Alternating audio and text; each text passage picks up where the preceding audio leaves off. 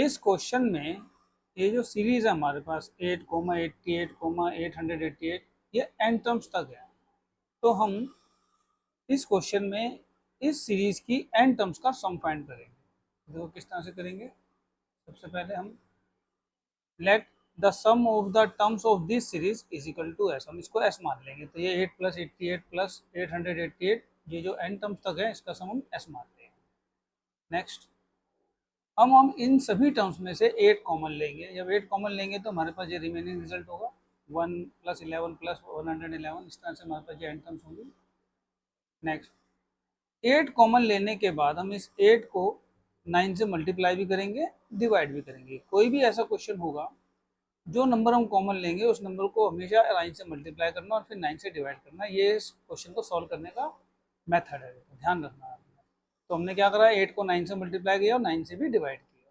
Next ये जो 9 है, इस 9 से इन सभी टर्म्स को हम मल्टीप्लाई कर देंगे। मल्टीप्लाई करेंगे तो हमें ये रिजल्ट मिलेगा। नेक्स्ट ये जो 9 है, इस 9 की जगह हम 10 - 1 लिख सकते हैं और 99 की जगह हम 100 - 1 लिख सकते हैं। 919 की जगह हम 1000 - 1 लिख सकते हैं। इस तरह से हम इन सभी टर्म्स को हम इस फॉर्म में लिखेंगे टिल एन तक। नेक्स्ट अब ये जो टर्म्स है, ये जो इसमें जो जीरोस वाली टर्म्स जैसे 10, 100, 1000, 10,000, इन टर्म्स को हम अलग करके इस तरह से लिख लेंगे तो ये एक सीरीज सी बन जाएगी।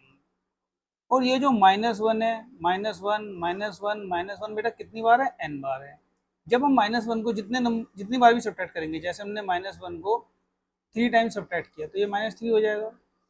ठीक है, इसी तरह से जो -1 है, -1, -1, -1 यहाँ पे कितनी बार है, n बार है, इसलिए क्या हो गया बेटा, -n हो जाएगा। ठीक है, अब हम इन सभी टर्म्स को हम इस फॉर्म में भी लिख सकते हैं। ये जो 10 है इसको 10 की पावर 1, 100 को 10 की स्क्वायर, 1000 को 10 की क्यूब, इस तरह से हम इस फॉर्म में लिख लेंगे। ये जो फॉर्म है हमें जीपी से मैच करती है, ज्योमेट्रिक प्रोग्रेशन से मैच करती है, जिसकी फर्स्ट टर्म तो 10 है, ए जो है फर्स्ट टर्म होती है वो 10 है, और जो कॉमन रेशो है वो भी 10 है।